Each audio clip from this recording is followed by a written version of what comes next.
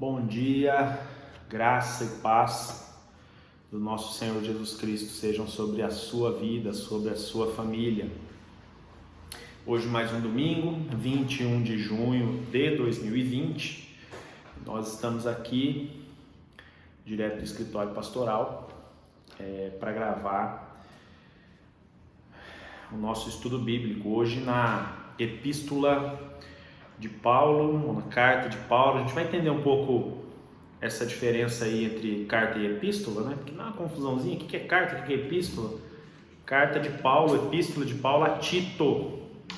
Nós vimos 1 Timóteo, 2 Timóteo e agora Tito. São as três cartas chamadas cartas ou epístolas pastorais. A gente vai entender essa diferença hoje, tá?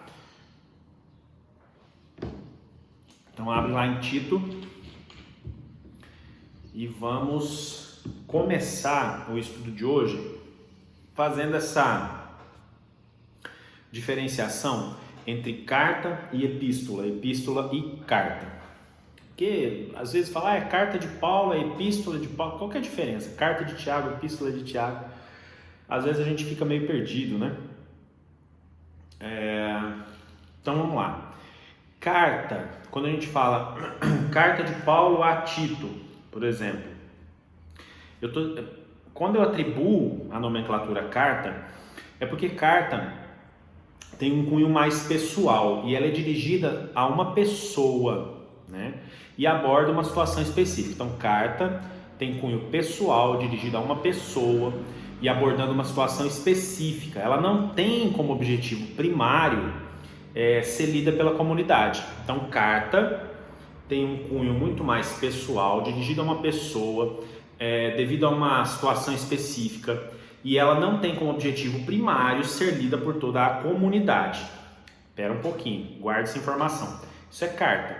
Epístola, e aí se olhar aqui na minha Bíblia, vai ficar ao contrário, né? Aqui na minha Bíblia está epístola, tá? Epístola de Paulo a Tito. Epístola, já ao contrário da carta, é um dispositivo literário utilizado pelos escritores que tinha como propósito um público maior e bem mais diversificado. Então, se a carta era pessoal, individual e não tinha como objetivo primário ser lida pela comunidade, a epístola, ao contrário disso, já é um dispositivo literário com propósito de atingir um público maior, mais diversificado. Então, a gente pode dizer, por exemplo, que as correspondências do Novo Testamento são cartas quanto ao tom, tá certo? Ao espírito e ao propósito primário, porque Paulo escrevia, por exemplo, destinando a algumas pessoas, né? No entanto, simultaneamente, vê se você consegue entender, elas acabam se tornando epístolas. Por quê? Por causa da sua importância, da sua abrangência universal da mensagem. Então, mesmo as cartas pastorais, cartas de 1 e 2 Timóteo e carta de Paulo a Tito, elas acabam, mesmo que destinadas a dois jovens pastores, Timóteo e Tito, para orientar o início do seu ministério e tudo mais, elas acabam simultaneamente se tornando epístolas também, porque elas não são lidas só por Timóteo e por Tito, são lidas por toda a comunidade. Então, atinge aí um público maior e mais diversificado do que o pessoal dirigido a uma pessoa, né? Paulo, por exemplo, escreve duas cartas a Timóteo, tá certo? Primeiro, o objetivo dele era animar o jovem, orientar quanto às suas responsabilidades pastorais, porque ele estava iniciando o ministério pastoral, Timóteo, e aqueles dias eram dias iniciais do cristianismo, vamos dizer assim. O cristianismo estava nascendo, ainda era um bebê, uma religião bebê ainda, né? E depois foi inevitável que as cartas que ele escreve a Timóteo, como a carta que ele escreve a Tito, pessoais, porque foram destinadas a dois jovens pastores, Timóteo e Tito, elas depois foi inevitável que acabassem se tornando um instrumento coletivo para toda a comunidade. E aí, naturalmente, elas passam a categoria de epístolas, tá? Então, não está errado falar carta de Paulo a Timóteo nem epístola, né? Porque inicialmente foi uma carta. carta de Paulo a Tito e epístola de Paulo a Tito. Inicialmente foi uma carta destinada a Tito, vamos falar de Tito hoje, destinada a Tito, mas que inevitavelmente depois acabou se tornando uma epístola, porque ganhou significado e sentido público, geral, né? Então, só para nesses minutos iniciais para a gente esclarecer, porque às vezes a gente não sabe, é carta, epístola, é certo falar carta, é certo falar epístola, né? Na verdade, mesmo as cartas acabaram depois simultaneamente sendo entendidas como epístolas, porque de cartas muito individuais acabaram se tornando públicas e abrangendo a toda a comunidade. Então, de cartas foram a epístolas, tá bom? Tendo dito isso, vamos entender um pouquinho o contexto aqui da epístola, da carta / epístola de Paulo a Tito. Lembrando que Tito foi um dos companheiros de ministério de Paulo. Nós vimos que Timóteo foi um bem chegado de Paulo, né? Muito próximo, talvez o mais próximo, né? Mas Tito foi um dos companheiros de ministério de Paulo. E aí nós temos alguns textos para olhar. Vamos lá então. Gálatas, capítulo 2, do verso 1 ao verso 3. Gálatas, Coríntios, Gálatas, Efésios. Gálatas, capítulo 2. Você vai lá comigo? Vamos lá. Gálatas 2, versos 1, 2 e 3. Gálatas 2, versos 1, 2 e 3. Então tá assim, 14 anos depois subi outra vez a Jerusalém com Barnabé, levando também a Tito. Subi em obediência a uma revelação e lhes expus o evangelho que prego entre os gentios, mas em particular aos que pareciam de maior influência, para de algum modo não correr ou ter ocorrido em vão. Contudo, nem mesmo Tito, que estava comigo, sendo grego, foi constrangido a circuncidar-se. Então, Tito, companheiro de ministério de Paulo. Volta mais um pouquinho aí, segunda carta de Paulo aos Coríntios, carta / epístola, capítulo 7, 2 Coríntios 7, esse nós não vamos ler inteiro, mas nós vamos abrir aqui para ver, 7 do 16, cadê? 2 Coríntios 7, do 6, do verso 6 até o 16, não leremos tudo, tá? Mas a partir do verso 5, vem falar sobre a chegada de Tito. Olha o verso 6. Porém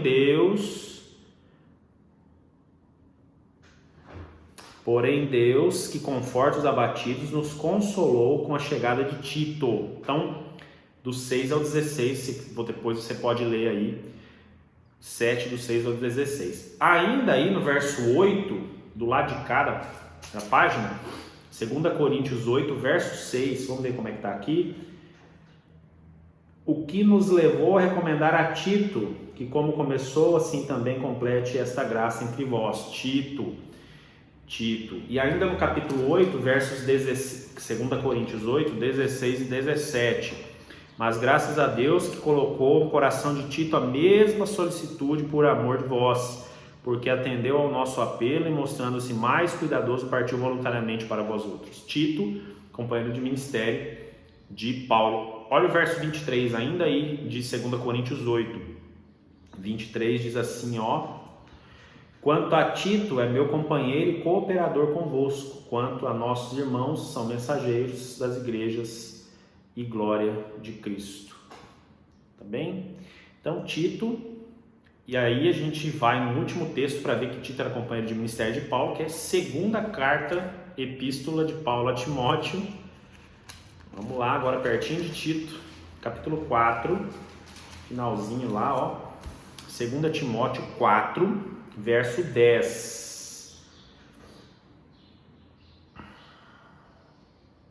2 Timóteo 4, verso 10. Diz assim, porque Demas, tendo amado o presente século, me abandonou e se foi para Tessalônica. Crescente foi para a Galácia, Tito para a Dalmácia. Tá? Então, Tito, companheiro de ministério de Paulo. E aí a gente vai lá agora para a carta, epístola de Paulo a Tito, capítulo 1, verso 5. Olha só, Paulo deixa quem? Tito na ilha de Creta, para que ele organizasse e dirigisse as igrejas daquela ilha, tá? Então Paulo deixa Tito na ilha de Creta para que ele organizasse e dirigisse aquelas igrejas. Ó, Tito 1, 5. Por esta causa te deixei em Creta, para que pusesses em ordem as coisas restantes, bem como em cada cidade constituísses presbíteros, conforme te escrevi, né? Aí a figura do presbítero nas igrejas em Creta, onde Paulo deixou Tito para que ele cuidasse como pastor daquelas igrejas, constituísse nas igrejas presbíteros para que o ajudassem na condução dessas igrejas. Então Paulo deixa Tito na ilha de Creta para que ele organizasse e dirigisse as igrejas dali. Nessa carta, por exemplo, Paulo trata sobre os deveres e a maneira de agir dos líderes das igrejas. Por quê? Veja bem, ele deixa Tito para organizar na ilha de Creta as igrejas dali. Ele vai, escolhe, constitui presbíteros, enfim, precisava de orientação. Então Paulo vem falar sobre os deveres e a maneira de agir dos líderes das igrejas. Então desde Tito, o pastor, quanto os presbíteros também, como também os presbíteros constituídos nas igrejas. Vamos lá no capítulo 2, só virou a folha aqui, 2 verso 7. Olha só que interessante, o que recomenda Paulo, a recomendação do apóstolo Paulo ao jovem pastor Tito. Tito, capítulo 2, verso 7. Torna-te pessoalmente padrão de boas obras, no ensino mostra integridade, reverência, linguagem sadia e irrepreensível, para que o adversário seja envergonhado, não tendo indignidade nenhuma que dizer a nosso respeito. Verso 7 e verso 8. Paulo recomenda a Tito, então, para que ele use a sua autoridade pastoral para o bem do povo e que sua vida seja exemplo. Aqui vale um comentário, que interessante, que nem sempre os líderes, né, sejam eles pastores, presbíteros, nem sempre utilizam da sua autoridade para o bem das pessoas, para o bem do povo. A recomendação do apóstolo Paulo a Tito e aos líderes das igrejas é a de que eles têm que utilizar a sua autoridade de liderança para o bem do povo e que a sua vida tem que ser um exemplo. Paulo vai falar, por exemplo, que a vida cristã se torna possível por causa da bondade e do amor de Deus. Isso é fato também. Está lá no capítulo 3, vira mais 3, verso 6, ó. Vamos lá. Tito 3, verso 6. Que ele derramou sobre nós ricamente por meio de Jesus Cristo, nosso Salvador, a fim de que, justificados por graça, nos tornemos seus herdeiros segundo a esperança da vida eterna. Verso 6 e verso 7, tá? Tito 3, verso 6, verso 7. Então, além de recomendar que a autoridade seja utilizada para o bem do povo, que a vida seja exemplo, lá no capítulo 2, versos 7 e 8, versos 7 e 8, no capítulo 3, versos 6 e 7, Paulo vai dizer que a vida cristã só é possível por causa da bondade e do amor de Deus. Isso é claro também, né? É fato. Tendo dito isso, nessa contextualização que nós estamos fazendo aqui da carta / epístola de Paulo a Tito, sobre a questão da autoria e data, né, nós sempre mencionamos aqui, dá para afirmar que essa carta, essa epístola a Tito, foi escrita antes da segunda carta a Timóteo. Os estudiosos têm em comum, ponto pacífico, tem como um acordo. Os estudiosos do Novo Testamento garantem aí que a carta a Tito foi escrita antes da segunda carta a Timóteo. Então foi primeiro Timóteo, daí escreveu a Tito, depois escreveu segunda Timóteo. Por uma questão de ordem, não cronológica, mas de textos que tem a ver, ficou 1 Timóteo, 2 Timóteo. Se fosse cronologicamente, provavelmente ficaria 1 Timóteo, Tito, 2 Timóteo. Tá certo? Paulo não diz exatamente onde ele estava. Se nós olharmos aí no capítulo 3, Tito 3, eu quero que a gente leia 2 versos, 12 e depois o 15. 3:12. Quando te enviar Ártemas ou Tíquico, apressa-te.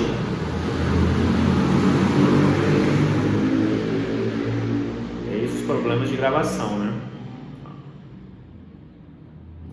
Vou ler de novo. Tito 3:12. Quando te enviar Ártemas ou Tíquico, apressa-te a vir até Nicópolis, ao meu encontro. Estou resolvido a passar o inverno ali. E o verso 15, que eu falei também que vamos ler: todos os que se acham comigo te saúdam. Saúda quantos nos amam na fé, a graça estejam com todos vós. Então Paulo não diz exatamente onde ele estava quando escreveu, mas ele não estava na cadeia, porque ele menciona planos de ir a Nicópolis, né? Venha, apressa-te para ir até Nicópolis, que eu vou passar o inverno por ali. Então ele não estava preso. Dá para dizer que foi Paulo, que foi entre a primeira e a segunda carta a Timóteo, ele escreve a Tito, e que ele não estava preso, porque ele tinha planos de ir a Nicópolis, tá? Tem 3 mensagens fundamentais na epístola de Paulo a Tito, carta que virou epístola, né? A primeira tem a ver com a conduta cristã, e aí nós vamos para dois textos, capítulo 2, Tito 2, do verso 2 ao verso 10, e eu vou ler aqui, são textos riquíssimos. O verso 1, capítulo 2 tu, porém, fala o que convém à sã doutrina, certo? E aí do 2 ao 10, que é o texto que eu pedi que a gente lesse, Tito 2, do 2 ao 10, quanto aos homens idosos, que sejam temperantes, respeitáveis, sensatos, sadios na fé, no amor e na constância. Quanto às mulheres idosas, semelhantemente, que sejam sérias em seu proceder, não caluniadoras, não escravizadas a muito vinho, sejam mestras do bem, a fim de instruírem as jovens recém-casadas a amarem ao marido e aos seus filhos, a serem sensatas, honestas, boas donas de casa, bondosas, sujeitas ao marido, para que a palavra de Deus não seja difamada. Quanto aos moços, de igual modo, exorta-os para que em todas as coisas sejam criteriosos.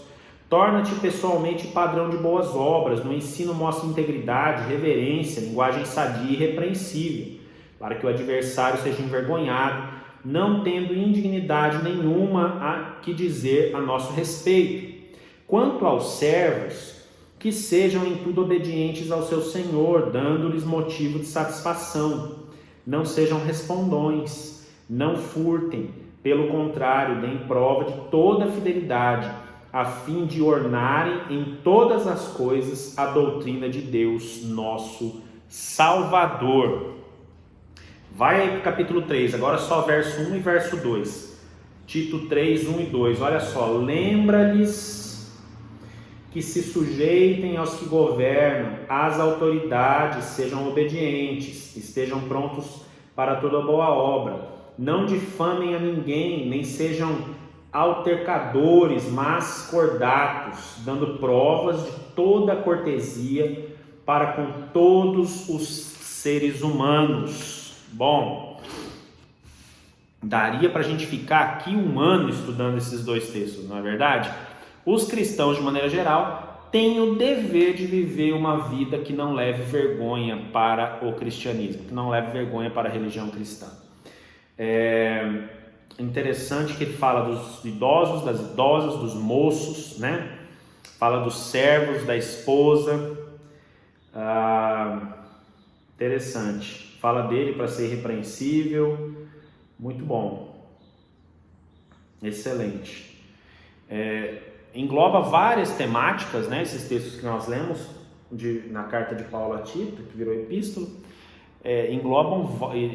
os 2 textos englobam vários assuntos. Eu gostaria de, sem entrar assunto por assunto, mas lá do capítulo 3, que nós lemos o verso 1 e o verso 2, interessante aqui que fala para se sujeitar às autoridades, né? Ser obediente, se sujeitar aos governantes, ser obediente às autoridades, não difamar ninguém, né, e tal. Eu achei interessante, porque nós vivemos uma época tão complexa em relação a autoridades no nosso país, então tá um tanto de cristão falando mal, criticando, desde governantes, prefeitos, governadores, presidente da República, ministros do STF. Eu quero dizer aqui a vocês que, como cristãos, nós precisamos orar muito pelos nossos governantes, ter cuidado com o que nós falamos também, né? Tem muita coisa que é bobagem na internet e as pessoas acabam por compartilhar, né, fake news, notícias que não procedem e acabam assim difamando ou caluniando pessoas. Então, não estou dizendo aqui que os governantes estão 100% corretos, nem os ministros do STF, muito pelo contrário, né? Mas o que eu estou dizendo é que, como cristãos, nós precisamos peneirar muito aquilo que vamos compartilhar, para a gente não levar a vergonha para o cristianismo, para a religião cristã. Cuidado com as coisas que eu e você falamos, nós precisamos cuidar disso. Precisamos pensar antes de fazer as coisas. Tem gente que fala 8 segundos, 4 segundos antes de pensar, e depois que falou, pensa e já foi, né? Tem gente que vai lá, escreve na rede social, que ela tá lá no quartinho dela, no celular, smartphone, acho que ninguém tá vendo, só que o mundo tá vendo os compartilhamentos, os comentários. Então existem pessoas que não têm conduta cristã, que não têm postura. Cuidado com isso. Entram em discussões inúteis e até denigrem pessoas, ofendem. Às vezes você vai compartilhar uma coisa que você acha bacana, alguém vai e te ofende, você começa uma discussão, aquilo vira um tanto de comentário que não era esse o objetivo, né? Então cuidado, antes de compartilhar as coisas, antes de falar de pessoas, de notícias, vamos pensar, orar, refletir e ver se isso é prudente fazer, tá bom? Hoje o nosso texto, o nosso vídeo, o texto é rico, então o nosso vídeo está ficando um pouco maior, né? Os líderes da igreja têm uma responsabilidade muito especial, segundo Paulo escreve a Tito, de se comportarem de um modo digno do Evangelho. Isso está lá no capítulo 1, aí, no início da Epístola a Tito, carta, e ele vai falar isso lá do verso 5 ao verso 9, nós não leremos, tá? Bom, no 5 a gente viu que ele ficou na ilha de Creta para organizar, cuidar das igrejas ali. Constituiu presbíteros, né? E aí verso 6, alguém que seja irrepreensível, marido de uma só mulher, que tenha filhos crentes, que não são acusados de dissolução, nem são insubordinados.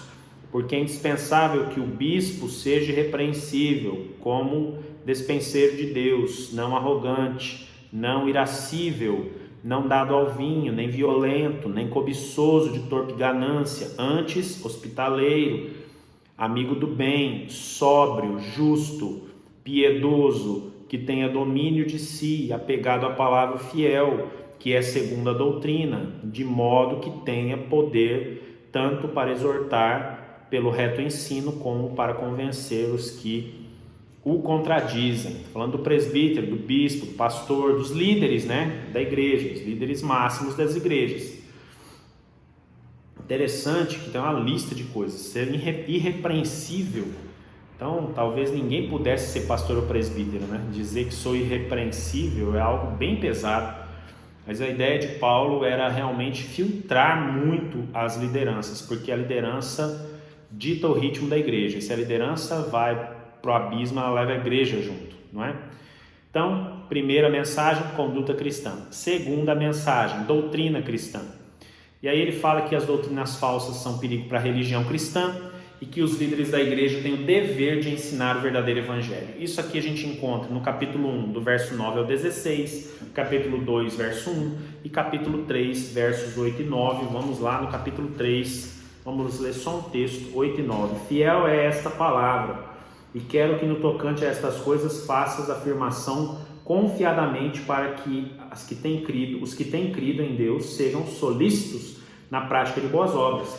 Estas coisas são excelentes e proveitosas aos homens. Evita discussões insensatas, genealogias, contendas e debates sobre a lei, porque não têm utilidade, são fúteis.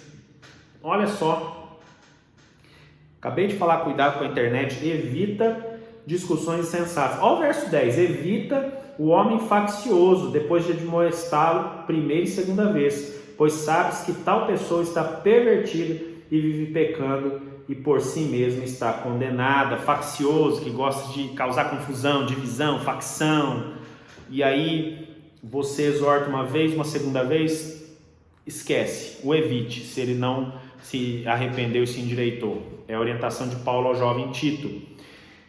Ainda aí nesse texto, por exemplo, os versos 10 e 11, eu gostaria de enfatizar que aqui o que está em jogo são pessoas que insistem em dividir a igreja com as falsas doutrinas, né? Com doutrinas falsas. Então, essa pessoa deve ser expulsa da comunidade. Ela que se vire, veja só, pois sabes que tal pessoa está pervertida e vive pecando, e por si mesma está condenada.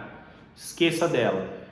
Apenas cuide com as falsas doutrinas que ela tem plantado no meio da igreja. Então, conduta cristã, doutrina cristã. Terceira e última mensagem da carta/epístola de Paulo a Tito, certeza cristã. Ele vem falar aqui no capítulo 3, versos 4 a 7, 3 versos 4 a 7, sobre a nossa certeza de que somos salvos e que isso não se baseia nos nossos próprios esforços, mas unicamente na graça de Deus, tá bem? Deus não nos salvou porque fizemos qualquer coisa boa, mas porque teve compaixão de nós. Então não foi o nosso desempenho, a nossa performance que nos levou à salvação, mas foi compaixão, foi graça, foi misericórdia de Deus. Vamos ler esses versos finais, capítulo 3, do 4 ao 7, para encerrar o nosso estudo de hoje. Quando, porém, se manifestou a benignidade de Deus, nosso Salvador, e o seu amor para com todos, não por obras de justiça praticadas por nós, mas segundo sua misericórdia, ele nos salvou mediante o lavar regenerador e renovador do Espírito Santo, que ele derramou sobre nós ricamente por meio de Jesus Cristo, nosso Salvador, a fim de que, justificados por graça, nos tornemos seus herdeiros segundo a herança da vida eterna. Justificados por graça. Essa então, carta/epístola de Paulo a Tito. Espero que tenha sido edificante, não é? Um pouco mais de aprendizado da palavra, um pouco mais de aprendizado nessa terceira carta pastoral, 1 Timóteo, 2 Timóteo, agora Tito. Que Deus abençoe você, sua família nesse domingo. Na semana que vem nós seguiremos aqui o estudo na Epístola de Paulo a Filemon, tá bom? Deus te abençoe, uma ótima semana na presença de Deus. À noite nós teremos o culto, já foi gravado, segunda semana, sobre o tema integridade em Provérbios 11. Deus te abençoe e até mais à noitinha no nosso culto.